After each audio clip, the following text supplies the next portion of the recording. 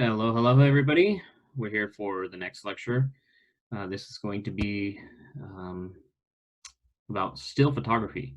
So we're going to go over some of the best practices and kind of help you with some little tips and tricks about how to really get the best shot you can, um, but also explain some of the technical components and the settings that you may not be familiar with if you're not a photographer by by hobby or trade.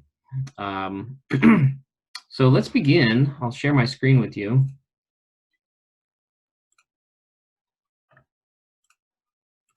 Okay. And, Kennedy does a really good job, as always, of really putting things into a kind of simple and easy perspective, but really from a practical, gives you some practical examples as well. And I think it's a good point to think about, what you're going to do beforehand and really try to plan it out. Um, Rather than kind of wing it, I would say, um, like any kind of art form and expertise, the better you are at planning what you want to do ahead of time, um, potentially have better results um, uh, once you are executing the task. So in this case, shooting photography, and we're talking about still photography, right? So still photography, taking individual photographs. Um, take things into consideration like the lighting. You know, a photograph can only be as good as the light that is around the subject, right? So if you don't have enough light, then the subject's going to appear kind of dark, or if there's too much light, the subject may appear, too bright. Like for example, see the window over here. Just because of the way the room is quite a bit darker than the window, my camera on my computer is trying to kind of overcompensate so that I come in with good light. However, this at the same time, the window appears much brighter than it really is. Just saying examples. So think about things like the time of day and the weather and the sun angle. Those are the things that are really going to determine the lighting, right? If the subject is um, getting direct sun during that time frame or not. Um, then the altitude. Okay, so when we're talking about drones, we're talking about aerial photography, and so um, more or less, your subjects are going to be much further away than they would be in kind of conventional photography. Where you're ground based, and altitude, you have a lot of freedom. So for those who have been flying in the field, even going 100 feet, let alone 400 feet, you can tell the difference with how high that drone actually is in the air. And just imagine the same kind of correlation to what the subjects look like on the ground. So the altitude, how high and how far away are the subjects going to be, right? How much of the view are you looking to um, obtain in your shot, or how much of the subject, close up or not. How much detail of the subject. The further away you are, the less detail there is of specific things, but the wider the landscape is going to be, right? Think about your home position. And I really want to focus on, in particular, like, can you maintain a line of sight? Because we've learned that line of sight is a requirement for flying legally, right? So not just line of sight, but also um, with that home position, um, if you needed to, say, move your body around or shift your body around, are you going to be in a place where you can, do that freely, or will there be things that are obstructing you from moving, your position, the home position around? You should always be aware of the home position, regardless, right? If you're shooting over water, um, in particular like the ocean or something where there's tidal changes, be aware of that, because there's a big difference with an aerial photo of a low tide and the shores looking kind of muddy or sandy, as opposed to a high tide where you have a lot of bustling waves and you know real ripples and other things going on. So that's something you should think about. I mean, just examples here we have, right? So be creative. Really, you know, try to visualize the shot first. And I could have put that bullet point at the top, right? But you want to really try to visualize things here if you can. And this takes practice, obviously. I don't expect you guys to be expert photographers. By no means am I at this point, but um, as an expert in mapping, I do actually visualize what the map will look like ahead of time. And so the same case is this can be said with this type of artistic photography.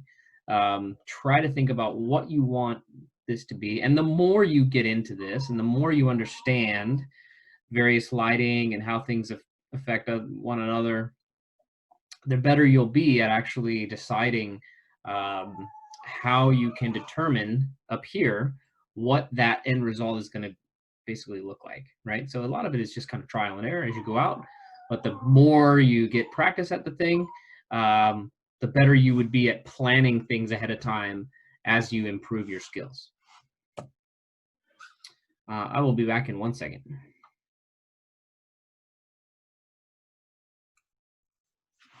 Now let's talk about the next subject, which is composition, kind of a general term for what's in the photo. Yeah, what is in the photo? Like what is it? Is it landscapes? Is it, you know, features and specific subjects? You know, if it's aerial photography, there's going to be some kind of landscape and horizon, etc., kind of always inherently built into something like that, unless you're shooting at a straight down perspective. But let's be clear about what the word composition means. Okay, so that's like putting together. Okay, so imagine it's like you're building the pieces of the photo, or you're putting the photo together piece by piece, right? And this kind of all goes back to this imagine and visualize what it's supposed to be like kind of thing, right? A lot of these kind of stuff doesn't actually come to fruition until you're in the field and you see what the aerial perspective looks like compared to what you thought it was going to look like on the ground. Yeah. So some things I want you to take away from this lesson, lesson here. A couple things Kennedy mentions. The rule of thirds, okay? And so the rule of thirds means that you use what are called grid lines, okay, or the grids. So it's a setting within, in particular, like DJI has a setting, but pretty much every camera, type of digital camera has this setting somewhere. Even like on a phone camera, there's a setting to turn on the grid. And it's a helpful aid in photography. Simple thing, but it actually helps a lot because with this rule of thirds, okay, and the thirds comes from like your screen is chopped up into thirds, right? Because there's 2 grids going this way and vertically and 2 grids going horizontally, comprising you have 3 rows and 3 columns and 3 rows. So that's rule of thirds. Now, the idea is that you would use these lines and try to line up specific features, geometric features, if you know, that are, you know, the horizontal ones kind of line up with the horizontal features and the vertical ones line up with the vertical features. Keep saying into everything into that perspective where then the viewer of the photography, their eyes kind of are trained to focus on these specific type of areas. Okay, I didn't even realize this, but this is things where your mind will inherently go to instinctually. And so if you can practice that when taking the photography, it makes the photo come out and appear, you know, a better result. Also, to kind of keep the focus in certain areas, okay, your points of interest, right? So these would be like high subject features, right? Subject matter features, like if it's a lighthouse or if it's some kind of other structure or a building or something like that, right? Especially with aerial photography, there's going to be a lot of other stuff in the foreground and especially in the background when you're shooting a building. But if you keep that building kind of at the intersection of one of these grids, it's shown that a viewer will instinctually go to those points and kind of focus on those things first, like as I have in the graphic down here on the bottom right. So area photos where you focus first and the longest, right? Now it's kind of just the way that our brains are wired to go from top left, top left, down and right kind of thing, is what I'm gathering with this. But if you use something like this, it helps to kind of define the point of interest and I guess pop out better, right? Leading lines is another thing that Kennedy mentions, and that's where you're leading the viewers into the picture. So it's like you have your subject kind of more, not completely in the background, but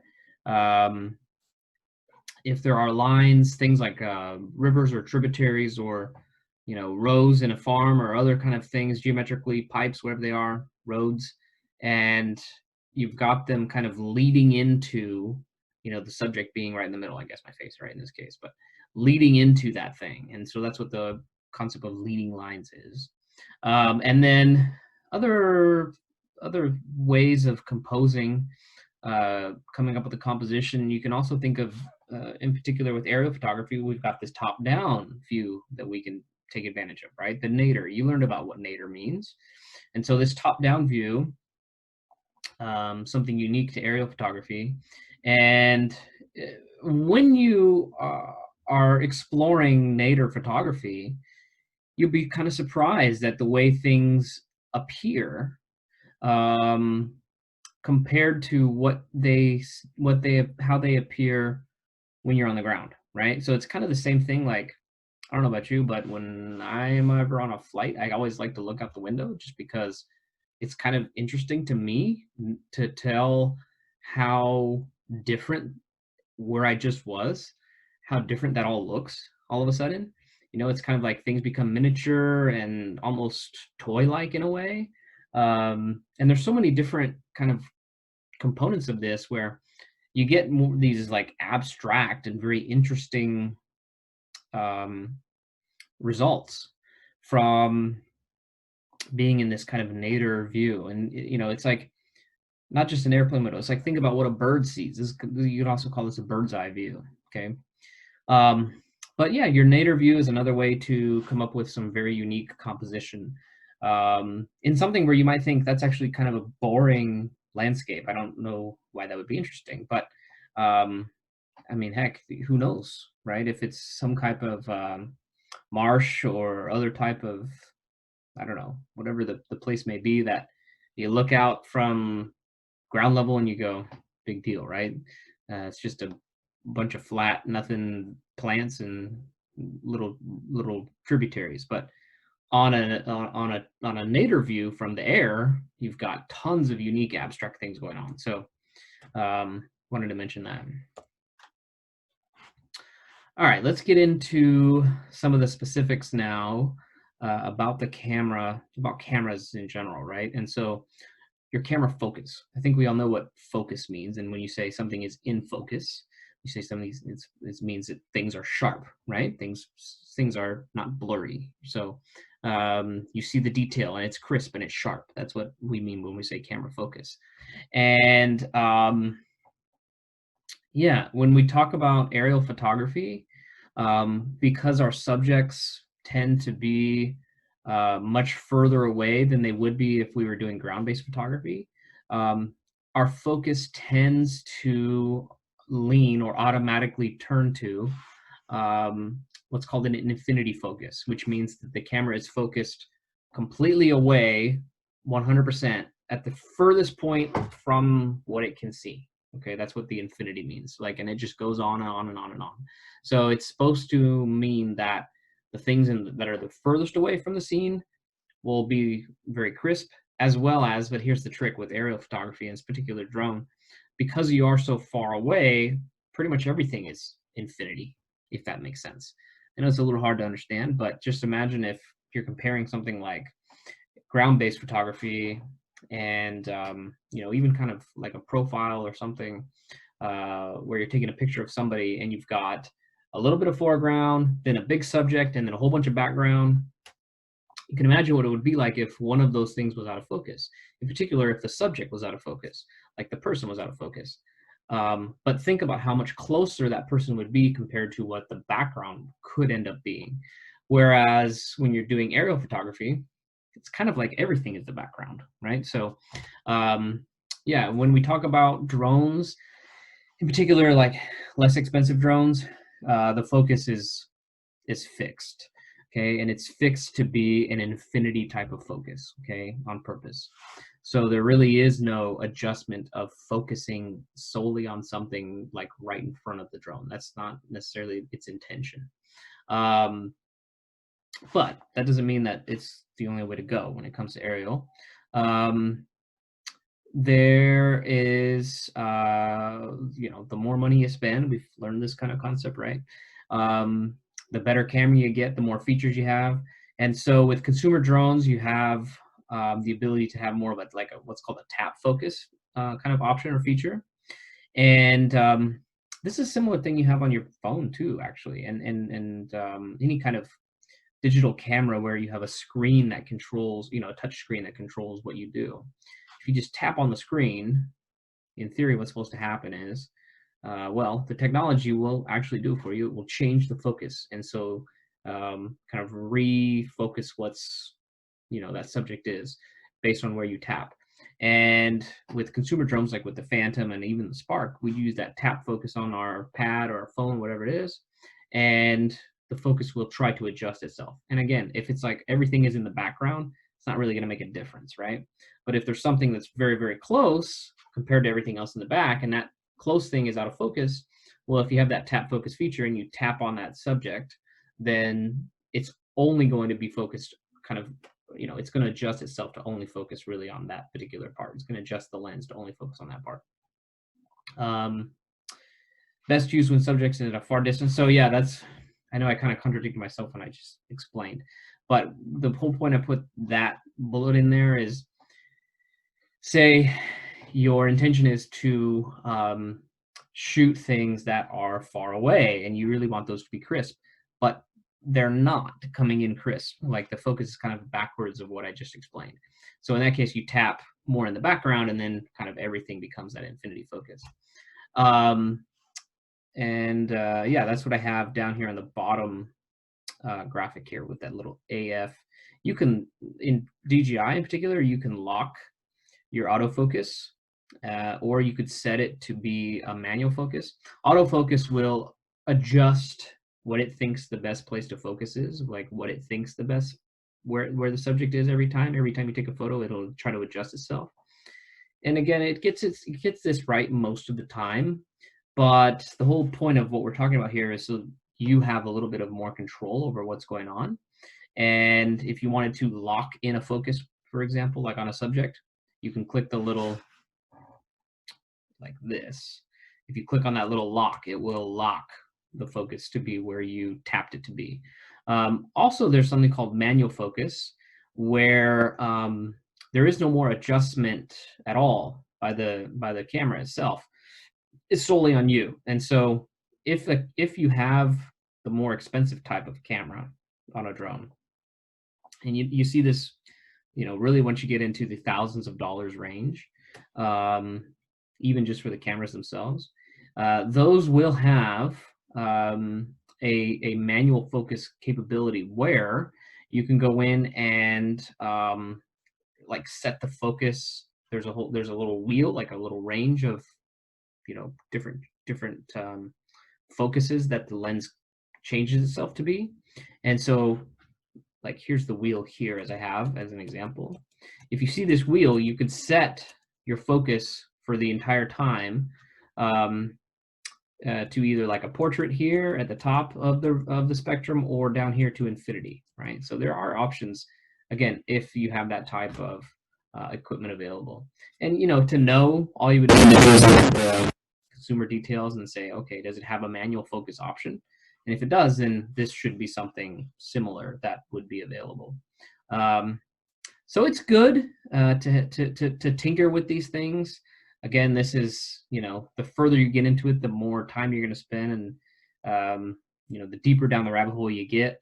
That's what we're kind of here for, anyways. I wanted to teach you guys these specific specific subjects. So let's move on and talk about what's called exposure. Okay, exposure. Exposure would be the amount of light. Okay, because again, cameras are passive sensors. They're only going to react based on what's given to them, right? They don't actually put anything out per se. So they react to the light that comes into the lens and ultimately hits the camera's sensor, right? There's a kind of a hierarchy, or like if we look at the dissect a camera, you've got the lens, and you've got the aperture and the shutter, and then the actual image sensor. So there's all these things kind of going here, but the actual light that ends up hitting the sensor itself is what we're talking about here. And that's called the exposure, okay? And so with digital cameras, you're gonna have something called a built-in light meter. And this light meter is used to determine how much the camera should adjust itself. So, and we'll learn more about these things as we go through this lecture. But the adjustments are made via 3 specific settings, and it could change one of them out of the 3, could change 2 out of 3, could change 3 out of 3 between each photo. All 3 could be changing, or it couldn't change anything at all. It just depends. This is completely dependent on, and this is if we're using auto exposure, okay, like an auto exposure setting. This is all default. So an auto exposure setting will try to adjust the shutter speed, aperture, and or ISO from one photo to the next, right? Now, obviously, if you're just shooting aerial and there's kind of nothing going on that's different between one shot to the next, like no clouds passed over, or I don't know, you didn't fly to a different area, or the subject matter didn't dramatically change, it's probably not even going to change any of the adjustments or make any adjustments to these various settings. So the exposure will kind of appear the same. But I'm just saying, as an auto exposure, be aware that if you're scrolling through the photos and you notice, hey, these all kind of look a little bit different in like their color, how their brightness or darkness is. That's the camera doing an automatic trying to choose the best automatic settings for you. Okay. Yeah, and I just wanted to share a little screenshot of when you go into like DJI, how you can set these things. This would be for the manual kind of locking in these settings so that you're locking in your exposure, right? And then there's also auto settings over here where you can lock or where you can adjust various auto settings. But your exposure, again, that we want to mention this in general, your exposure is how much light comes in as a kind of overarching term, okay? So we use a couple different things to help understand what's going to give us the best exposure for our photo, right? We don't want a photo that's too dark. We don't want a photo that's too bright.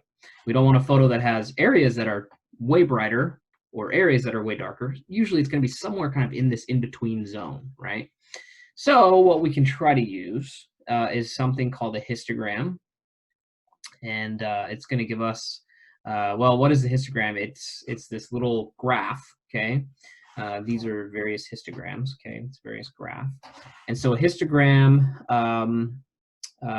helps determine where the brightness values, where they land, okay, on this graph, okay? So you have a range of brightness values, and on the left side would be the darkest values, so all the way down to 0, which is black. And then on the right side, you have all the way that are the brightest, which are white, okay? So everything in between basically makes up the colors on the, you know, red, green, blue spectrum that we as human beings kind of visualize. So your image, when you observe the histogram for an image, what you're looking at is, okay, on that spectrum of, you know, on that graph, how many of them are like the very darkest, and how many of them are the very brightest, and how many of them are really kind of in between. So like if you have something that's maybe you know, a red subject, and so you would imagine that that red object falls right in between there. Maybe it's you know, in the middle zone, meaning the histogram would be all of the pixels then would show up kind of in that middle range. What it's doing is it's explaining to you of all of the pixels, could be 20 million pixels in your photo. You know, how many of them in the, you know, 1 to 2 million of them are in this range, 1 to 2 million of them in this range. So the y-axis would be the number of the pixels, and then the x-axis would be the range of values between dark and light. That's basically what we're trying to emphasize here. In other words, okay, how this is helpful is if you are viewing the histogram in real time before you take your photos or while you're taking your photos, and you notice that the histogram is far to one side, like for example, it's far to the left side, what you end up going to have is an underexposed photo. Like, in other words, it looks like everything's really, really dark, okay? And on the other side of that, if all of the pixels are more on the right side of the histogram, then you have what's called an overexposed photo, okay? And you have way too many things that are white and kind of blown out is the terminology.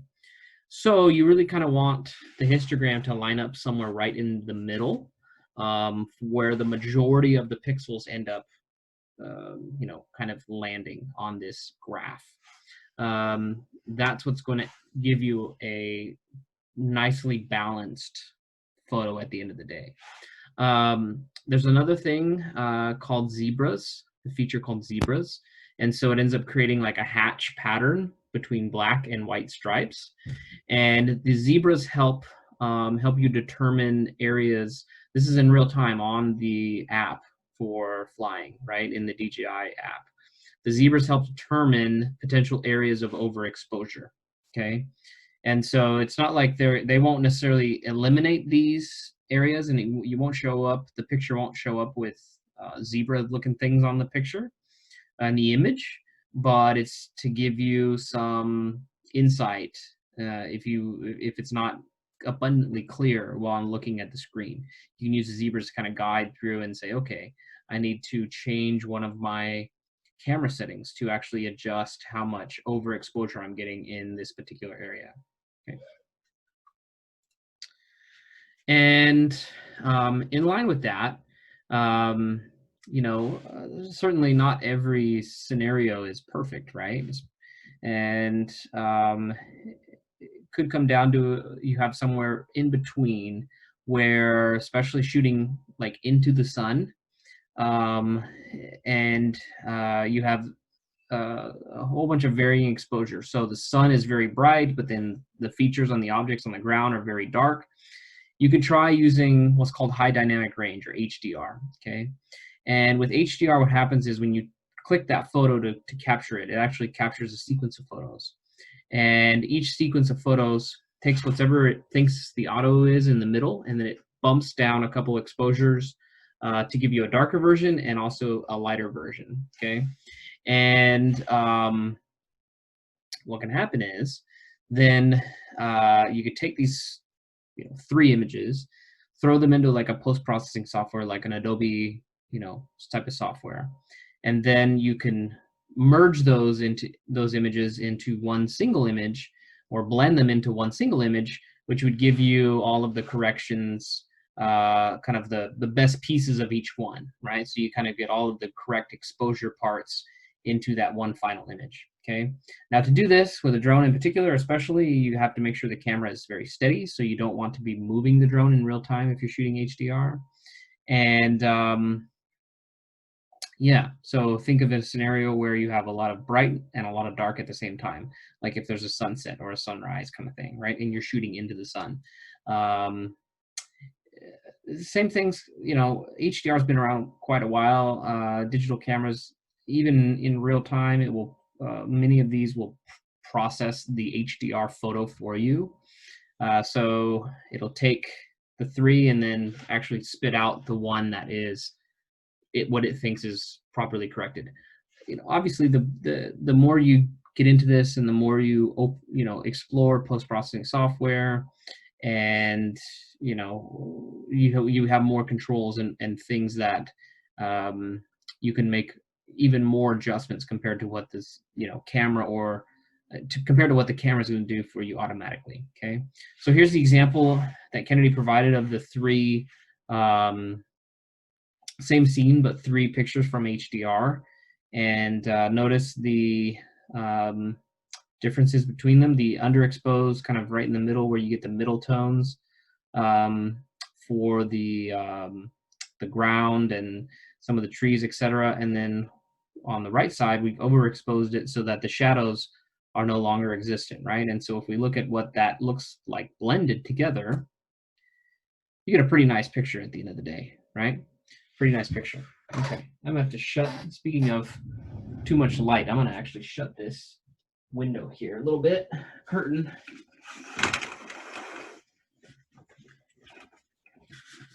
As I'm feeling a little overexposed.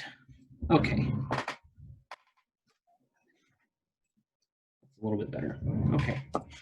Now, let's break down specific camera settings that make up your camera exposure. Okay, and the first one is called your shutter speed.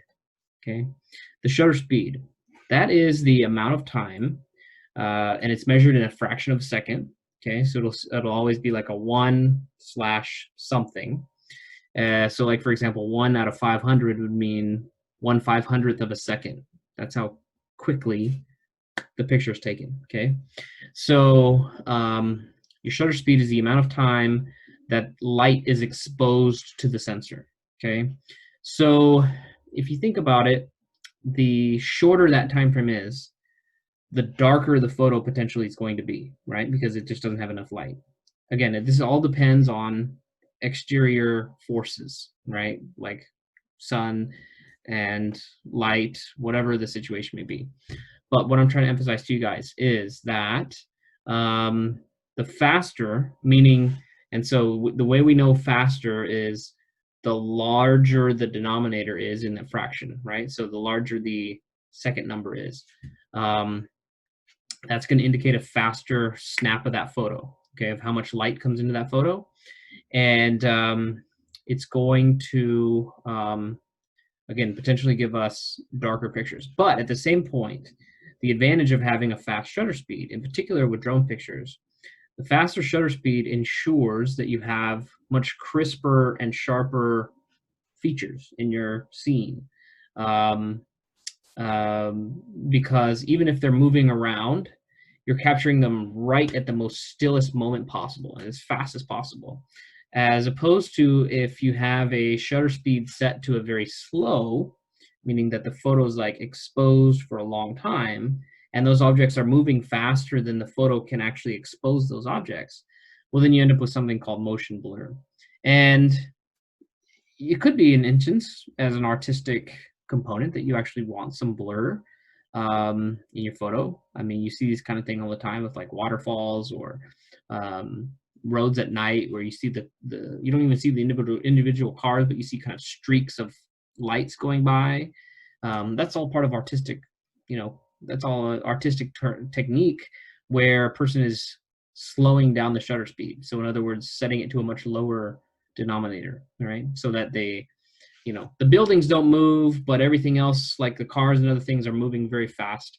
So you end up with a photo that looks pretty cool at the end of the day. Let's see. So, okay, let's emphasize that. And a very important setting to understand. Again, depending on what you want to achieve, though, what's your end goal. The next photography setting, camera setting I want to mention is something called aperture. Okay, also known as the f-stop. Okay, and so it's referred to this f blank number next to it. Okay, so the aperture, it's the size of this, what's called an iris. So how variable that iris is going to be inside the lens, right? And so rather than me try to make this with my hands, I know the screen's small anyways, look at the graphic I put on the side of that, on the side of this slide. Notice that with the lower number, right, a lower f-stop, you have the iris wide open, okay? So meaning that, again, this is all controlling how much light comes into the camera, right? But the other difference with your aperture is it defines what's called the depth of field, okay? And so your depth of field is, to put it, I guess, in the simplest terms, what in your photograph is actually going to be in focus, right? So a very small or shallow depth of field is going to be things very close to you are most likely to be in focus, okay? Those are the things that are going to be more in focus. Whereas a very large depth of field means that um, many, many more things are going to be in focus, okay? Like the background is going to be much more in focus as opposed to the foreground. But look at the little purple notations here, okay? So the smaller the f-stop and the wider it's open, the brighter the image is going to be, as opposed to, well, it makes sense because look at this tiny little hole that's allowing the light in compared to this much larger hole. Then you have a much darker potential photo as opposed to the smaller f-stop. Okay, so yeah, when it comes to drones, most instances, especially in your consumer and toy drones, the f-stop is going to be pretty fixed at something right here in the middle called an f2.8, which is still considered a pretty wide aperture. But the interesting thing is, again, remember what we talked about a moment ago when we actually discussed focus. Because we are so much further away from objects, conventional compared to conventional ground-based photography, it doesn't really make that much of a difference, right? Everything is basically in focus no matter what. So you can have this wide aperture, which will allow you to have the bright photos, but also keep things into a relatively clear type of focus, even with this type of aperture that we're discussing. So your depth, even though it would be considered shallow, still appears that way because of really more of the circumstances in the environment. Okay, so with drones, usually everything appears in focus, even with a wide f-stop. Yeah, I mentioned that already. And then let's see, what's this other one I have here? We said these things. Notice that the wider f-stop would be a smaller number, and that would be called the shallower. I'm just reiterating these things. Shallower depth or shallow depth of focus compared to your not so wide, or I guess narrower, more narrow f-stop. Then you end up with what's called a deeper. So things are kind of opposite, right? Then you end up with what's known as a deeper depth of field, okay? And then the last exposure setting is called the ISO, okay? Now your ISO, it is essentially what you're doing is you are manipulating the sensitivity of the image sensor, okay?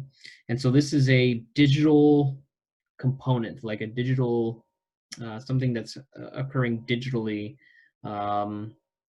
Doesn't have anything to do with how fast or how much light, etc., comes in. It's more of a digital manipulation of the light, right? So it's kind of like the photograph itself, a digital amplification. What does an amplification do? Well, when you amplify something, it boosts it up, right? So think of this like you're digitally boosting how much light can come in to the sensor, right?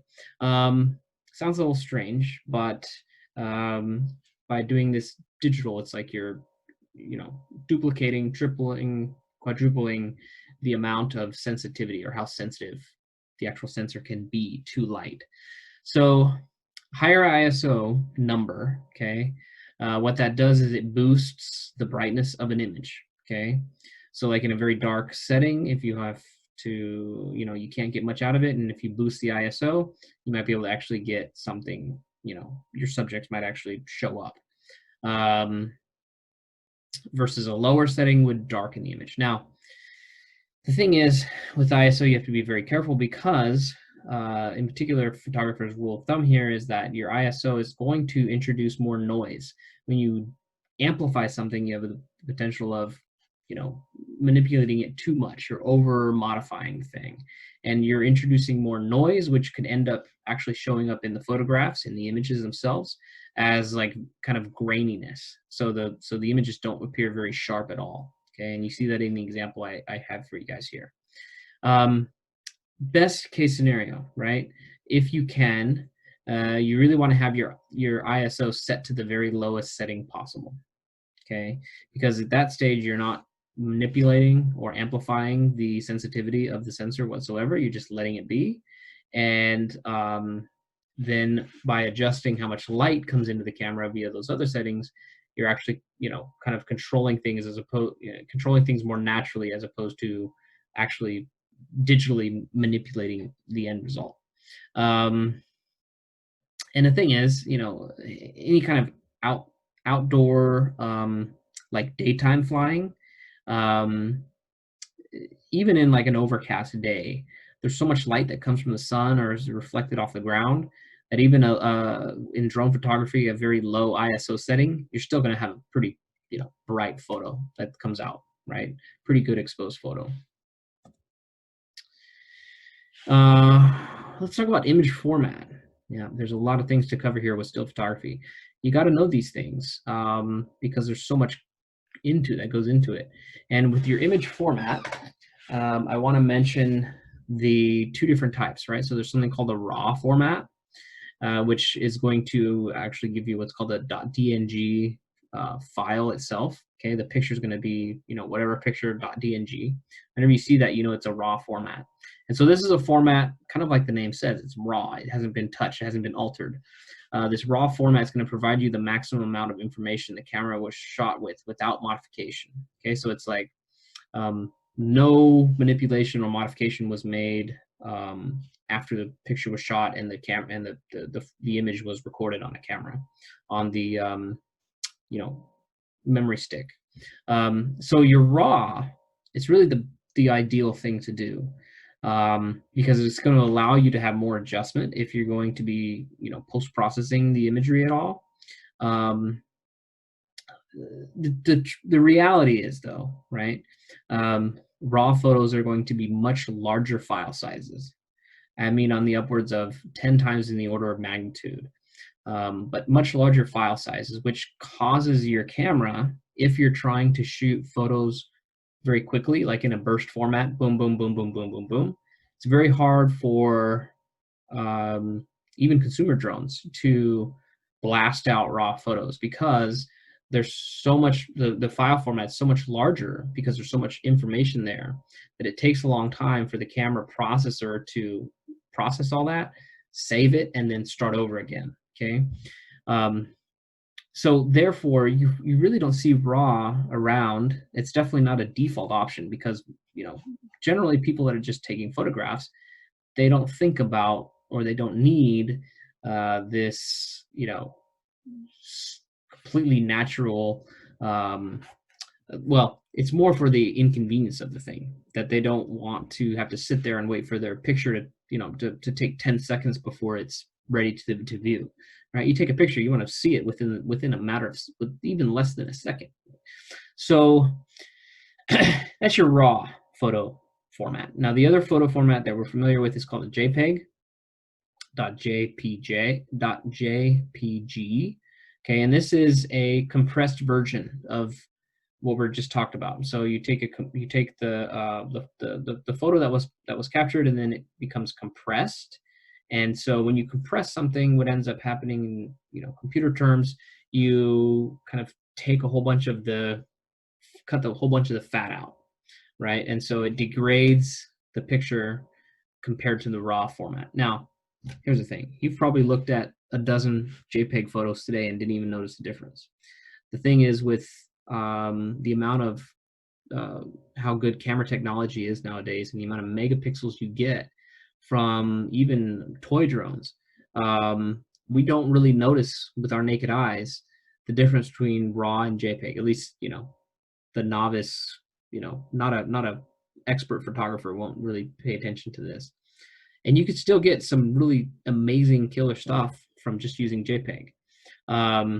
It's going to be your default shooting mode, the degradation, the detection of the degradation is so negligible in most circumstances, right? So in a lot of situations, I would say more so than not, it's going to make sense to just shoot in JPEG. Again, just this is my own experience. I'm kind of giving you guys.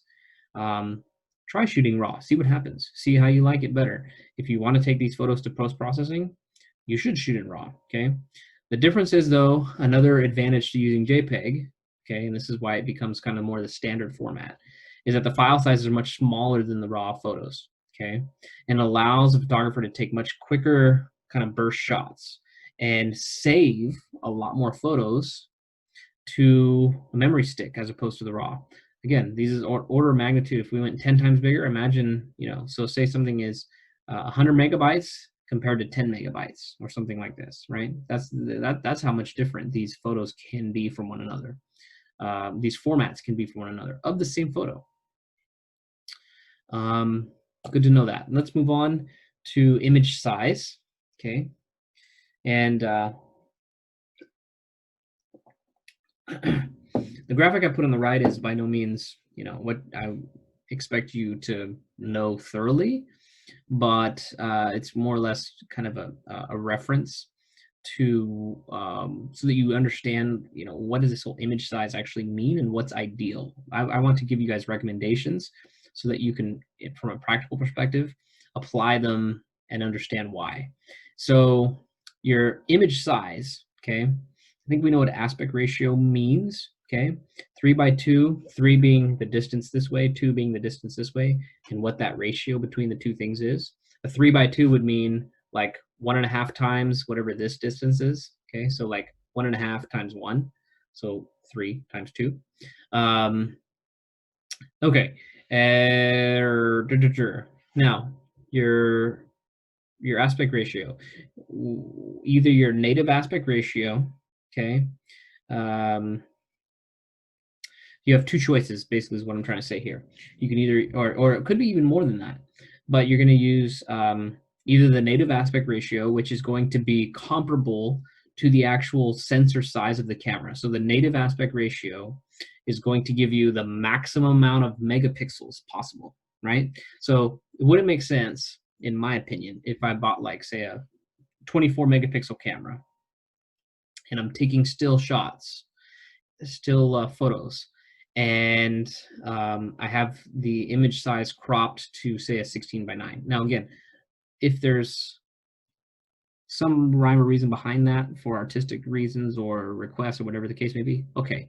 But if there's not, then I just took that 24 megapixel picture and I just turned it into a 16 megapixel picture. Think about that for a second, right? So I'm not saying you can't do that. You should never use like a 16:9 or these other options.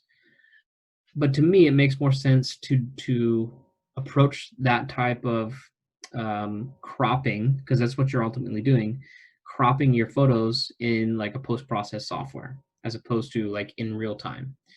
This is what I think you should do. It's what Kennedy thinks you should do. So this is going to be the recommendation. Okay. Yeah, recommended to use the native, and so you preserve as many pixels as available, like as possible, right? You bought a 24 megapixel camera on purpose. You want to use all 24 megapixels that you can. Okay. I hope this all makes sense when I'm talking about aspect ratio, because it definitely is one of the settings, and you've got to be careful that you have the settings set to the right one, depending on your situation. Okay. And this is the last slide I have. It's about what's called a panorama. Okay. A panorama is an interesting thing. It's when it's a technique where you shoot multiple photos. Okay. And you've probably done this on like an iPhone or something before, right? And you drag the thing along and it creates this big long photo for you. Pretty neat little function.